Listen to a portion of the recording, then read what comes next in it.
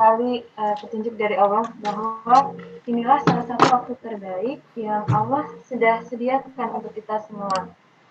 Waktu apakah itu gitu ya? Nah, di sini tadi dibacakan inna iddata syuhuri indallah. Nah, ini adalah ada sesungguhnya ada bilangan ini ya, bilangan bulan pada sisi Allah ada 12 bulan. Nah, 12 bulan ini dalam ketetapan Allah di waktu dia menciptakan langit dan bumi. Tapi di antara 12 bulan itu, nah, teman-teman sudah hafal belum nih? Udah kuliah di UGM nah sekarang, nah coba udah hafal belum 12 bulan dalam bulan Hijriah? Yuk kita hafalkan bareng dulu. Nah, bulan pertama ada bulan Muharram ya. Nah, ini semua ini gak apa sambil kita ini ya belajar lagi mengingat salah satu bulan-bulan yang apa namanya kebanggaan setiap muslim gitu ya, kebanggaan setiap muslim itu ketika kita bangga.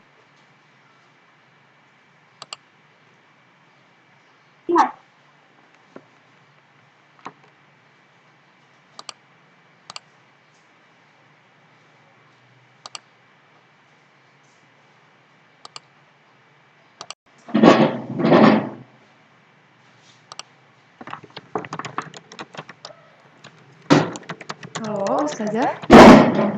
Sepertinya ada sedikit kendala ya. Ini di tempat saya aja atau di tempat teman-teman semuanya juga sedang terhenti ya untuk videonya? Iya Kak, ini video ustazahnya berhenti. Oh iya, kalau begitu mungkin memang sedang ada kendala jaringan begitu ya, teman-teman. Mungkin bisa ditunggu sebentar untuk ustazahnya bisa bergabung kembali.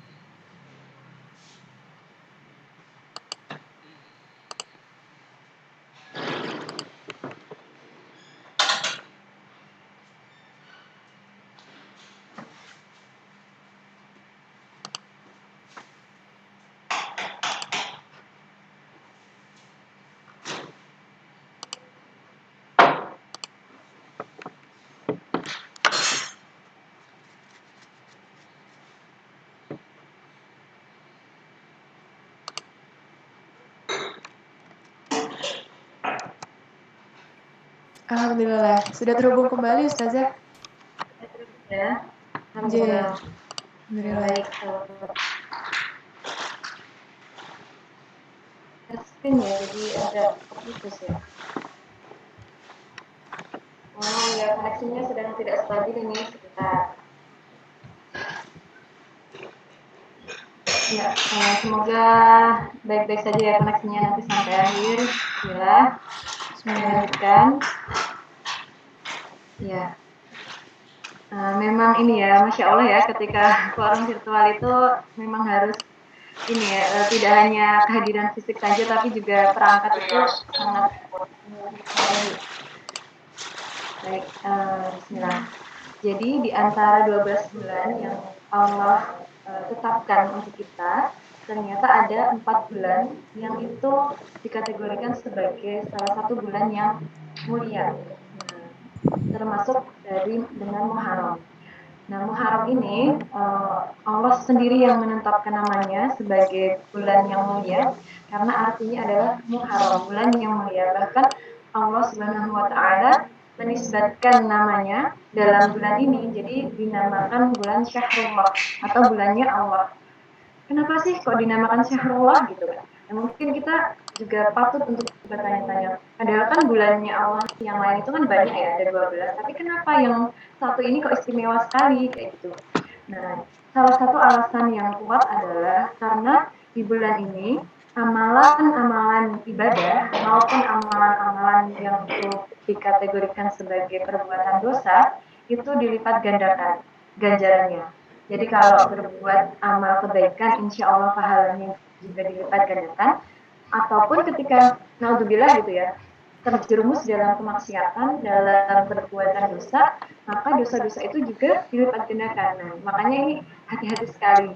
Di Quran surat At-Taubah juga Allah menjelaskan di situ, janganlah kamu menzalimi. Intinya janganlah kamu menganiaya diri kamu sendiri atau mendolimi dalam bulan yang 4 itu. Jadi dalam bulan yang 4 ini adalah salah satunya Muharram, kemudian yang di 7 bulan selanjutnya yaitu bulan Rajab, lalu ada bulan Zulqa'dah dan bulan Zulhijjah. Kemarin kita sudah melalui bulan Zulhijjah. Sekarang kita masuk bulan Muharram.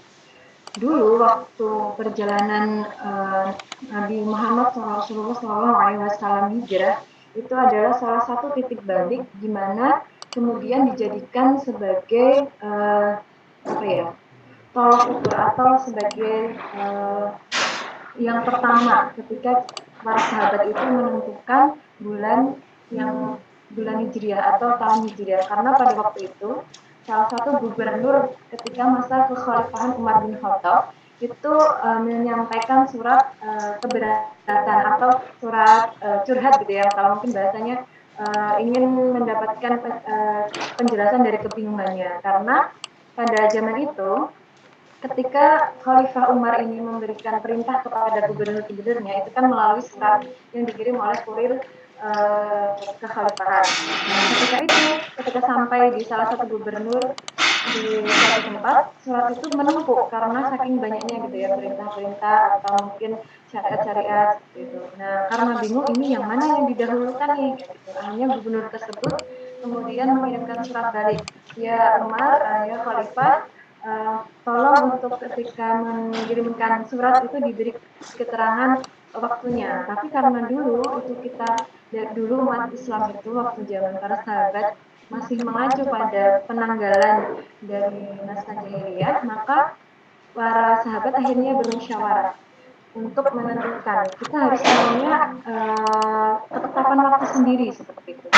Nah, kemudian salah satu sahabat ada yang mengusulkan gimana kalau mengikuti Masehi saja atau penanggalan Masehi. Lalu ada sahabat yang menentang itu dengan keras. Tidak, wahai sahabat, karena di situ kita akan mengikuti orang-orang yang non muslim seperti itu. Jadi kita harus menyelisih mereka, menyelisih kaum kafir. Akhirnya kemudian ada usulan-usulan lagi, bagaimana kalau ketika kelahiran Nabi Muhammad atau Rasulullah SAW begitu. Kemudian ditentang lagi oleh para sahabat. Jangan, kalau misalnya kita menggunakan penanggalan tersebut, maka ada perselisihan juga karena kelahiran Rasulullah ini juga terdapat perselisihan di antara ulama. Dan selain itu di dalam ajaran Islam juga kita menghindari untuk mengikuti agama lain, karena di agama lain juga ketika ada tokoh kemudian lahir itu diperingati dengan ritual-ritual tertentu. Nah, akhirnya para sahabat berunding lagi. Dan salah satu sahabat mencetuskan bahwa baik kalau begitu, bagaimana ketika kita mengusulkan untuk penanggalan hijriah ini diawali dari peristiwa hijrah, gitu, masya Allah. Dan akhirnya para sahabat kemudian menyetujui itu. Karena di titik balik inilah sebuah perubahan besar itu terjadi ya, ketika Rasulullah dan para sahabat hijrah meninggalkan kota Makkah menuju Madinah. Di sanalah kemudian Islam kemudian berkembang dengan pesat, yaitu ditandai dengan pendirian pertama Masjid Kuba di sana, masjid pertama umat Islam di kota Madinah. Begitu ya. Jadi itu salah satu riwayat di mana penentuan Hijriah, penentuan tahun Hijriah yang diawali dengan yang pertama yaitu bulan Muharram. Nah, teman-teman semua, di bulan ini ya, kita akan menunjukkan ibadah. Kalau teman-teman suka nonton ini ya, balapan motor gitu, mungkin teman-teman kenal ini nggak Valentino Rossi, tahu nggak? Tahu ya harusnya ya, anak-anak zaman sekarang meskipun beliau sudah angkatan tua mungkin ya, tapi insya Allah terkenal kan beliau. Nah, ada suatu ketika Valentino Rossi ini mengikuti turnamen. Jadi kan kalau turnamen balapan motor GP itu ini ada seri-serinya. Nah, di satu seri tertentu Valentino Rossi ini kalah dari Lorenzo. Jadi yang pertama menang itu adalah Lorenzo. Nah, kenapa sih Valentino Rossi ini kalah gitu ya? Padahal kan ini kan jago banget naik motornya, ngebut dan bisa menghibur yang lain biasanya. Ternyata ada satu penyebab kenapa Valentino Rossi ini kalah di perlombaan tersebut. ternyata teman-teman ketika dia memulai start itu dari arah belakang, jadi dia di urutan paling belakang gitu. Tapi ya alhamdulillah juga ya, dia bisa masuk ke urutan ketiga, tapi tidak maksimal kan akhirnya. Nah si Lorenzo ini dia ada di urutan depan-depan, jadi yang mungkin urutan 1 dan 2 gitu ya. Jadi akhirnya menang lah dia di urutan pertama ketika finish. Nah, apa sih pelajaran yang bisa kita ambil dari peristiwa itu meskipun itu hanya perlombaan otot gigi gitu? Ternyata ada pelajaran besar yang bisa kita ambil adalah bahwa ketika kita startnya itu sudah akan sangat berat ketika kita mengharapkan kita ada di posisi pertama gitu ya. Jadi kalau kita amalan tahun hijriah itu sudah ketinggalan jauh, bagaimana mungkin kita berharap ketika finish nanti itu kita ada di posisi pertama gitu. Kita sekualitas apa sih gitu? Kita sekualitas master apa? Master puasa atau master sholat, master tilawah Al-Quran atau apa gitu. Nah, kan itu menjadi PR juga bagi kita, menjadi tantangan kita bagi kita semua bahwa di start awal ini, di bulan Muharram yang awal ini, maka salah satu kesempatan yang sangat besar adalah ketika kita memulainya dengan start yang baik. Jadi Masya Allah ya, ada pelajaran juga teman-teman semua ketika Allah menurunkan bulan Hijriah itu ada susunannya. Yang pertama Muharram. Muharram ini diturunkan dengan banyak keutamaan itu tadi. Kemudian yang kedua Safar. Safar ini tidak termasuk sebagai bulan yang 4 bulan mulia tadi. Artinya apa? Kita diberi jeda oleh Allah untuk mungkin calm down dulu, istirahat dulu sejenak kayak gitu ya. Tapi tidak kemudian futur. Jadi kalau futur itu ya minimal misalnya sehari berapa? Kalau tilawah teman-teman 5 juz ada ya? Amin gitu. Atau berapa? Misal 1 juz lah, 1 juz sehari gitu, one day one juz. Nah, ketika one day one juz udah istiqomah, kalau futur ya minimal turun lah jadi 9 halaman gitu, 9 lembar maksudnya 9 lembar ya, 10, 1 juz itu 10 lembar gitu. Jadi kalau turun tuh nggak banget gitu, tapi kalau startnya aja di awal cuma 1 lembar ya nggak cuma ya, tapi ikhtiarnya mungkin perlu diperkuat lagi.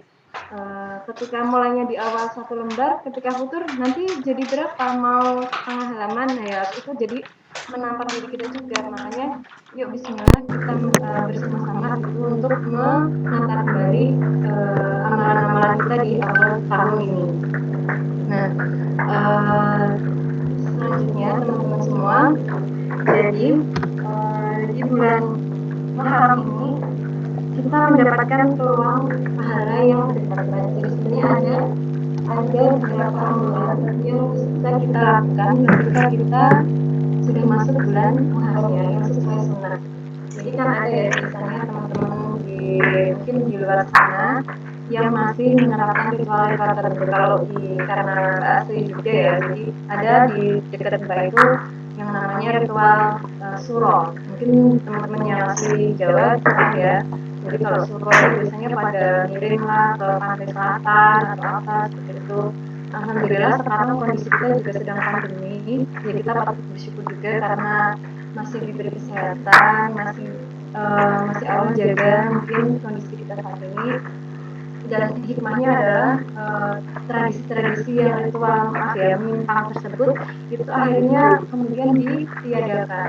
Kalau tidak pandemi sudah Masya Allah di sekitaran pantai itu sudah banyak sekali agenda-agenda, bahkan di dusun-dusun itu juga ada agenda-agenda khusus untuk mengirim leluhur atau apa seperti itu, mengistimewakan bulan Suro atau Muharram ini tapi dengan cara yang mungkin agak keliru. Jadi ada yang bahkan menyatakan kalau Suro tuh jangan nikah gitu, nanti rumah tanggamu akan kacau balau kayak gitu. Padahal ini bulan mulia kayak gitu, kenapa nggak boleh nikah gitu. Jadi teman-teman yang mau menikah bulan Suro silahkan gitu. Mungkin sudah ada yang calon yang sudah mendatangi orang tuanya gitu, tapi sarannya mengingatkan ini ya nggak boleh bulan Suro padahal sudah nembung, sudah dikhitbah dan sebagainya, tinggal pelaksanaan nggak apa-apa sebenarnya gitu. Mungkin itu jadi PR kita ya untuk syiar ke keluarga, ke masyarakat seperti itu.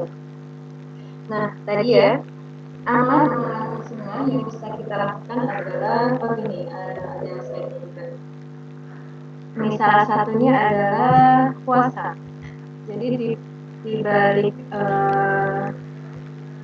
amalan sunnah Muharram itu ada berpuasa. Jadi dalam hadis riwayat Muslim itu dijelaskan sebaik-baik puasa setelah Ramadan adalah puasa di bulan Muharram. Nih, perbanyak puasa. Jadi teman-teman ini jadi PR juga ya untuk kita kalau sudah membiasakan puasa sunnah, alhamdulillah silahkan dipertingkatkan lagi di bulan Muharram ini bisa dengan mengambil puasa Senin Kamis, kemudian puasa Asyura juga ada ya, puasa Asyura tanggal 10 Muharram, kemudian ada puasa Ayyamul Bid tanggal 13, 14, 15 di pertengahan bulan Muharram. Lalu ada puasa Daud, mungkin ada yang sudah terbiasa juga. Lalu ada juga puasa Tasyua untuk menyelisihi kaum kafir. Jadi lanjut saja ya ke puasa Asyura ini, kita langsung bahas saja. Kenapa sih kita itu dianjurkan untuk berpuasa Asyura menjadi sunnah gitu ya di bulan Ramadan? Salah satu keutamaannya atau hikmahnya adalah untuk menebus dosa-dosa kita 1 tahun yang lalu. Jadi nah kita kalau biasanya di tahun Masehi akhir tahun itu suka ada yang namanya ini apa namanya itu resolusi awal tahun dan kita mengevaluasi 1 tahun sebelumnya. Mungkin bahkan di KMFH ya di salah satu prokernya ada juga LPJ-an ya, LPJ-an di akhir tahun. Jadi itu mengevaluasi, kemarin begini begitu, targetnya nggak terpenuhi, kurang ini kurang itu, bidangku begini dan begitu. Itu KMFH, sebuah lembaga. Nah, bagaimana dengan diri kita sebagai seorang individu hamba Allah? Apakah sudah ada program rutin tahunan dalam diri kita untuk mengevaluasi amalan-amalan kita dalam 1 tahun kebelakang? Kalau mau dievaluasi kok rasanya ini ya mungkin nggak cukup buku catatan untuk mencatat dosa-dosa kita selama 1 tahun, kesalahan-kesalahan kita selama 1 tahun. Bahkan kadang kita tidak sadar ya, teman-teman kalau di luar sana mungkin kita sudah ingin berusaha menjaga mata dari memandang yang tidak pada tempatnya yang diharamkan, tapi tetap aja melihat scroll HP, kok nggak sengaja lihat TikTok, aduh ini kok cakep banget kayak gitu ya, wah enak ya kayak gini gitu. Jadi kayak nambah dosa tapi tidak sadar seperti itu, atau banyak waktu sia-sia yang terbuang seperti itu. Nah itu kita evaluasi di awal tahun ini tahun lalu seperti apa. Kemudian inilah kesempatan kita untuk kemudian menebus itu. Salah satunya dengan berpuasa Asyura. Di puasa Asyura ini dulu riwayatnya adalah ketika Sultan menemui kaum Yahudi Quraisy pada waktu itu, kemudian bahwa dalam hadis riwayat Ibnu Abbas ya, beliau meriwayatkan bahwa Rasulullah bertanya kepada kaum Yahudi, kenapa kalian berpuasa di tanggal 10 Muharram ini? Gitu. Kemudian kaum Yahudi ini menjawab bahwa kami berpuasa karena dulu Nabi Musa diselamatkan dari Fir'aun, dari kejaran Fir'aun, dan ketika itu Fir'aun ditenggelamkan pada tanggal 10 Muharram ini, makanya kami berpuasa seperti itu. Karena ya kami umatnya Nabi Musa gitu ya. Bani Israel itu kan ya kaum Yahudi ini kan dulu riwayatnya adalah umatnya Nabi Musa. Lalu ketika Rasulullah mengetahui hal itu, Rasulullah kemudian mengambil alih kayak gitu, atau kemudian memberikan anjuran juga ke kaum muslimin dulu. Sesungguhnya ini adalah nabi kami, nabi umat Islam juga, nabinya umat Islam. Nabi Musa ini adalah nabi yang sangat baik, yang bisa kami teladani untuk dijadikan amalan juga kayak gitu. Jadi akhirnya di tanggal 10 malam ini Rasulullah menganjurkan kepada umat Islam untuk berpuasa Asyura. Dan para sahabat pun akhirnya juga melaksanakan puasa pada tanggal 10 Muharram ini. Lalu ada yang ini menanyakan, bagaimana kemudian ketika kita berpuasa tapi juga sama dengan kaum Yahudi kayak gitu. Waktu itu sahabat bertanya kepada Rasulullah, lalu Rasulullah menjawab, kalau begitu tahun depan silahkan puasa pada tanggal 9 untuk menyelisihi yang dilakukan kaum Yahudi di tanggal 10 Muharram. Jadi Rasulullah memberikan syarat atau memberikan sabdanya bahwa ketika kita mau menyelesaikan kaum Yahudi berpuasa di 10 Muharram, maka berpuasalah 1 hari sebelumnya, tanggal 9 Muharram, atau yang mungkin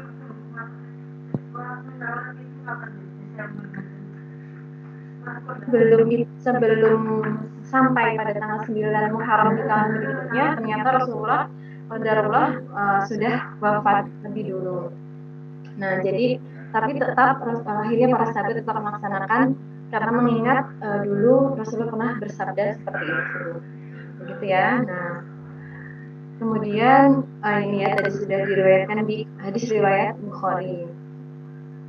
Lalu ini selain ibadah-ibadah tadi teman-teman semua, itu kan tadi ibadah-ibadah yang bersifat apa ya, mungkin bisa dibilang physically gitu, secara fisik kita melakukan ibadah zahir, seorang menantu, kemudian membaca Al-Quran, seorang cucu, kemudian sholat dan sebagainya. Lalu ada yang paling penting juga untuk kita, yaitu maknawi, ibadah maknawi kita ya, atau yang bisa kita bilang muhasabah atau introspeksi diri. Tadi juga sempat Mbak singgung di awal ya tentang mengevaluasi dosa. Nah, teman-teman, di hari-hari Muharram ini sempatkanlah meskipun hanya sebentar dalam setiap harinya untuk bermuhasabah. Apakah itu nanti ketika sholat malam ataukah ketika teman-teman mau menjelang tidur gitu ya. Silahkan kita bermuhasabah kembali, atau mungkin bisa lah dibikin forum bersama teman-teman satu circle-nya kayak gitu, saling bermuhasabah, saling menasihati dalam kebaikan dan kesabaran seperti itu.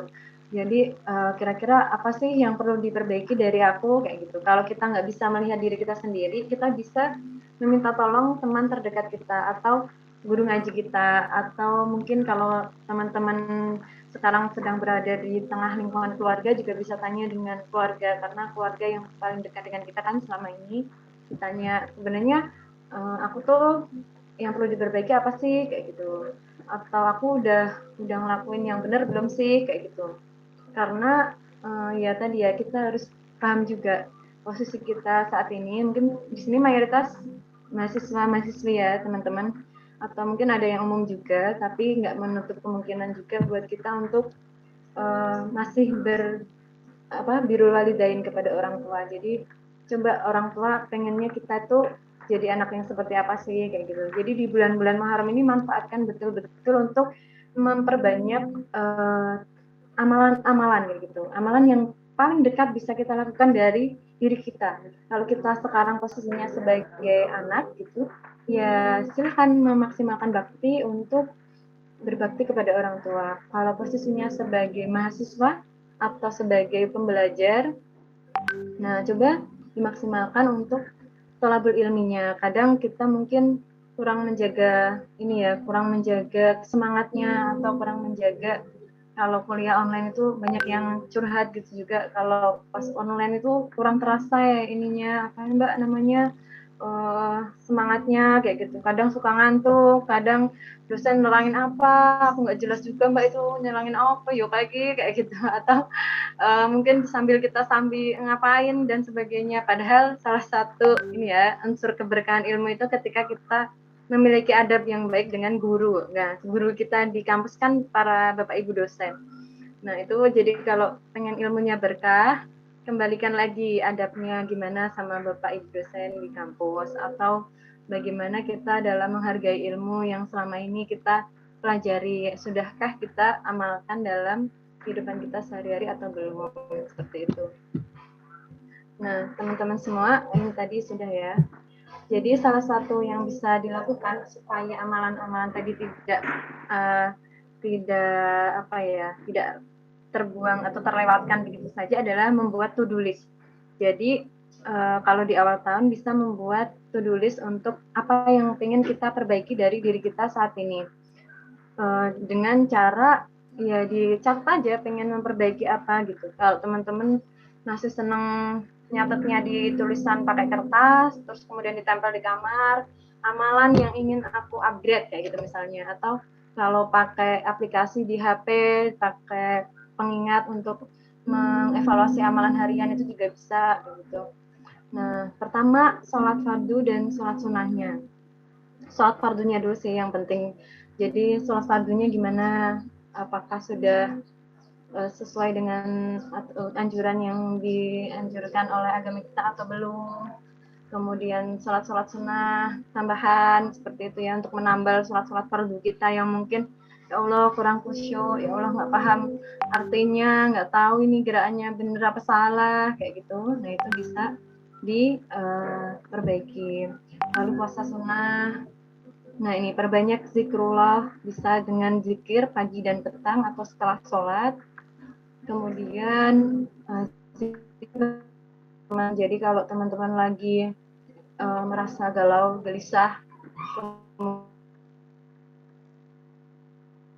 aku keburu kangen nih, pengen jalan sama teman-teman, pengen segera normal lagi gitu. Nah, coba perbanyak zikrullahnya dulu gitu. Kembalikan semuanya pada Allah dulu, keyakinan pada Allahnya bagaimana gitu. Kadang kita tuh suka banyak galaunya, banyak sedihnya karena naruh harapannya itu salah gitu. Jadi kalau kita tuh seringnya berharap ke manusia gitu, ke si dia gitu, atau ke mungkin Bapak Ibu dosen, Bu aku dikasih kasihan dong, IPK aku dinaikin atau apa gitu, tugasnya jangan banyak-banyak dan sebagainya. Nah itu karena kita menyandarkan pada manusia gitu ya. Coba kembalikan lagi kepada Allah, banyak-banyak zikrullah. Apalagi para pembelajar ya, yang lagi banyak-banyak mencari ilmu gitu. Pencari ilmu tuh Masya Allah banget gitu. Keberkahan tuh bisa mengalir deras ke kalian kalau kalian benar-benar bersungguh-sungguh dalam mencari ilmunya kayak gitu. Nah, perbanyak zikrullah, ingat Allah gitu. Kalau di jalan daripada melongo gitu, ingat Allah gitu.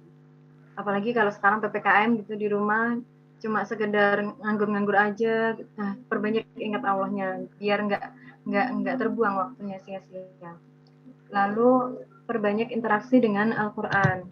Nah, ini PR banget ya. Jadi manusia tuh kalau sama Quran tuh kayak ikan sama air. Jadi kalau kita nggak interaksi sama Quran, udah engap gitu, megap-megap gitu kalau kata salah satu ustadz, daripada kalian itu perbanyak minum yang nggak jelas, ya itu lebih baik minum ayat-ayat Al-Quran gitu. Maksudnya tuh banyak-banyak baca-baca Al-Quran. Gitu. Tilawah, hafalan, tadabur. Kalau misalnya kok nggak semangat ya Mbak, aku baca sekali aja udah ngantuk, aku baca ini nggak istiqomah gitu. Coba cari ini temen yang bisa saling nyemangatin gitu, bukan si doi ya. Udah hafalan Quran belum kayak gitu, atau kamu udah sampai juz mana kayak gitu. Wah ini bisa malah mengotori hati. Jadi hati-hati, cari temennya yang ini dulu, segender dulu, teman-teman sesama jenis dulu, jangan lawan jenis saling menasehati, nanti bisa bahaya. Kemudian perbanyak taubat kayak gitu. Nah, taubatnya gimana, kita kemarin sudah benar atau belum? Ikuti kajian ilmu ya, kayak pagi ini ya, kita sama-sama belajar. Kemarin ini sedikit ini ya cerita ya. Jadi ketika dihubungi untuk mengisi tentang bulan Muharram, Mbak Bana juga jadi mikir lagi nih, wah kemarin ilmunya apa yang udah didapat ya, harus merajaah lagi buat disampaikan ke teman-teman, ternyata juga nambah ilmu tersendiri gitu. Jadi bersyukur banget dikasih kesempatan buat ngisi tentang tema bulan Muharram. Tadi birrul walidain udah ya, kemudian ini sedekah dan berinfak. Apalagi di tengah kondisi kita lagi seperti ini ya, ada wabah, kemudian pandemi.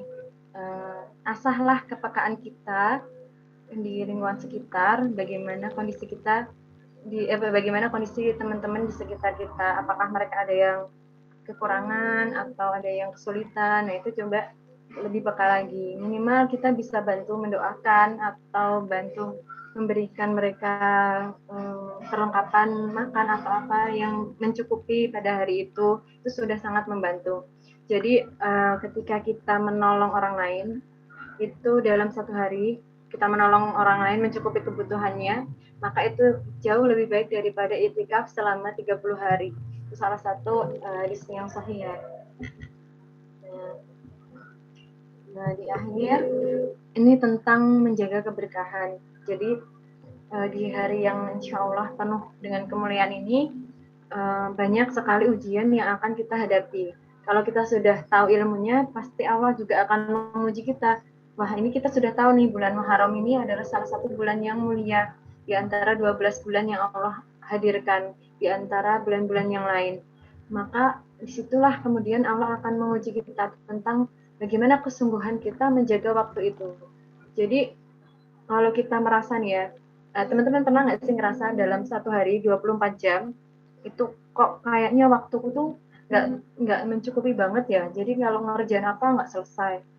Terus aku hawanya kok ini banget ya, apa namanya, kayak kalau bahasa Jawanya kemerungsung gitu ya, kemerungsung mau ngerjain apa kayak gitu, rungsing ya, rungsing kalau bahasa Indonesia, rungsing banget nih mau ngerjain apa, nggak selesai-selesai, kayak waktunya kurang, terus gelisah dan sebagainya. Nah itu jangan-jangan salah satu indikator bahwa waktu yang kita miliki itu tidak berkah.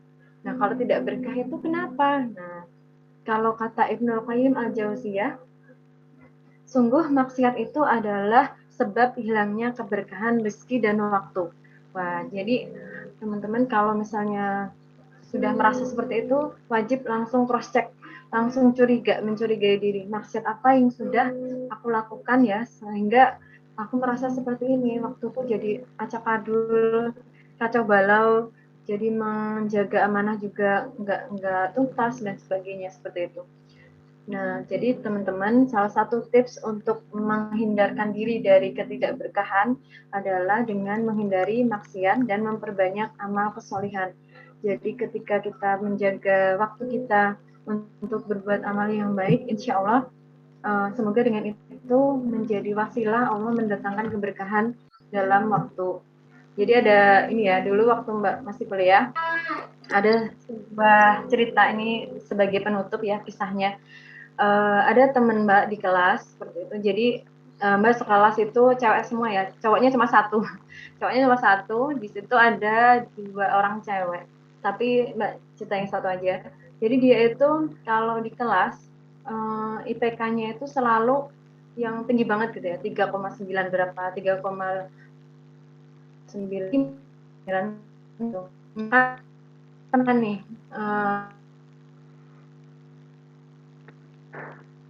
di kelas ya biasa aja kayak gitu. Terus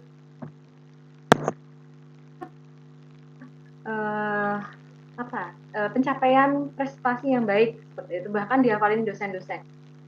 Ternyata setelah Mbak lihat-lihat, selama dia di perkuliahan, dia itu Al-Quran nggak pernah lepas dari tas dan tangannya gitu. Jadi ketika menunggu waktu dosen datang itu di kelas sambil entah itu dia murojaah, entah itu dia ngaji kayak gitu. Kemudian entah itu pas dia lagi rehat, teman-teman yang lain pada ngobrol, pada ngapain, dia baca Quran kayak gitu. Entah dari kadang juga pakai HP, kadang pakai mushaf di tangannya kayak gitu. Nah, Mbak iseng-iseng tanya kan, kok kamu masih sempat-sempatnya sih baca Quran, padahal kan tugas kita banyak. Nah, Mbak kuliah di biologi ya, jadi laporan tuh seminggu tulis tangan bisa seabrek ya, Masya Allah gitu. Masih sempat-sempatnya dia baca Quran kan kayak gitu. Nah, terus dia bilang, lah soalnya ini yang bikin aku lebih tenang menjalani hari-hari gitu. Dan Masya Allah ternyata juga Allah bisa menyelesaikan tugas-tugasku dengan baik gitu. Jadi dia bilang Allah menyelesaikan tugas-tugasku dengan baik gitu. Dan dia cerita kalau pernah Nes ketika aku itu jauh dari Quran, IPK aku tuh jatuh sejatuh-jatuhnya kayak gitu. Mungkin jatuhnya IPK-nya paling juga 3,8 berapa gitu ya. Nah kita berapa kayak gitu. Nah dan IPK aku yang paling tinggi itu ketika aku bisa istiqomah tilawah setiap hari itu 1 juz kayak gitu. Nah dia tilawah juz sih gitu ya, perjalanan kuliahnya beberapa semester, ternyata yang paling tinggi itu ketika semester 5 kalau nggak salah, itu IPK-nya paling bagus, dan dia bilang disitulah dia paling istiqomah membaca Al-Quran dan menghafal Al-Quran kayak gitu. Nah ternyata Masya Allah disitulah Allah memberikan gitu ya kucuran keberkahannya, ilmu, kucuran keberkahan waktunya, sehingga meskipun terlihat waktunya habis untuk aktivitas selain akademik, tapi ternyata mungkin ya kita nggak pernah tahu ya Allah itu memberikan pelonggaran waktunya itu seperti apa pada setiap hamba. Tapi karena Allah sudah tahu nih hamba ini, dia ngaji selama 1 juz misalnya 50 menit, maka Allah akan gantikan dia mengerjakan tugas-tugasnya dengan lebih baik dan lebih fokus, lebih lebih menghasilkan hasil yang baik dengan waktu misalnya hanya 30 menit, sementara yang lain teman-temannya 1 jam atau 2 jam seperti itu, sehingga hasilnya pun baik kayak gitu. Jadi jangan pernah kecewa ketika kita itu berlari kepada Allah, karena kita nggak akan kembali dalam kondisi yang kosong aja gitu. Tapi kalau kita larinya ke manusia, kita akan sering kecewa. Kita berharapnya sama manusia, kita akan sering kecewa seperti itu. Nah, itu ya teman-teman untuk penutup di kajian kita pagi hari ini. Jadi tadi ya Mbak simpulkan ada banyak hal yang bisa kita lakukan karena di bulan Muharram ini bulan yang sangat baik. Teman-teman bisa mulai dari diri sendiri, mulai dari yang paling dekat, dan mulai sekarang juga, nggak usah nunggu nanti-nanti untuk kemudian memperbaiki diri menjadi hamba-hamba Allah yang lebih baik. Dan untuk teman-teman yang saat ini sedang berjuang melewati masa-masa studinya, melewati mungkin masing-masing punya ujiannya di keluarga, di organisasi, di masyarakat, seperti itu, kembalikan semuanya kepada Allah, maka Allah akan insya Allah memberikan pertolongannya. Karena kalau kita membela agama Allah ini seperti di Quran surat Al-Ankabut ayat terakhir ya, walladzina jahadu fina lanahdiyannahum subulana. Barang siapa yang bersungguh-sungguh berjihad atau berjuang di jalan Allah, maka Allah akan berikan kemudahan jalan-jalannya. Entah itu jalan kemudahan menuntut ilmu, kemudahan rezeki, kemudahan mungkin yang sedang menunggu jodoh juga jodohnya, seperti itu. Kemudahan-kemudahan yang lain. Amin paling serius ya, yang tadi yang jodoh ya. Ya semoga yang hadir di sini juga yang masih single segera bisa menuntaskan masa singlenya atau mengisi masa singlenya dengan aktivitas yang produktif, yang penuh dengan amalan kebaikan dan dipertemukan dengan pasangan hidup yang solih dan solihah. Amin ya robbal alamin. Nah seperti itu ya teman-teman. Untuk pembahasan tentang bulan Muharram pada hari ini. Jadi masih banyak sekali sebenarnya yang ingin Mbak sampaikan, tapi waktu kita terbatas. Mungkin nanti dilanjut di forum diskusi. Dan teman-teman jangan berhenti belajar di sini aja, masih banyak forum-forum kajian ilmu yang lain. Tetap semangat mencari ilmunya, karena jangan pernah puas kalau udah tahu A, harus cari B, C, sampai Z, dan seterusnya kayak gitu. Jadi jangan pernah puas. Kita tuh udah alhamdulillah banget ya masih diberi kesempatan Allah hidup hingga saat ini gitu. Kalau kata Umar bin Khattab, kalau kita hadir sampai tiba di pagi hari, jangan nunggu sore hari untuk berbuat kebaikan. Kalau kita hadir di sore hari, jangan nunggu pagi hari untuk berbuat kebaikan, karena tidak ada yang bisa menjamin kita masih hidup di esok hari gitu. Dan itu benar banget kejadian di hari ini ya teman-teman. Mbak tuh kalau ngomongin tentang pandemi itu sudah banyak teman-teman yang mengalaminya dan menceritakan kedukaannya karena kehilangan orang-orang terdekat. Bahkan Mbak sendiri juga kehilangan teman terdekat Mbak waktu itu. Jadi ini tamparan juga buat kita untuk bersama-sama di hari-hari seperti ini kita senantiasa kembalilah kepada Allah untuk menjaga diri kita dari keburukan dan mara bahaya seperti itu.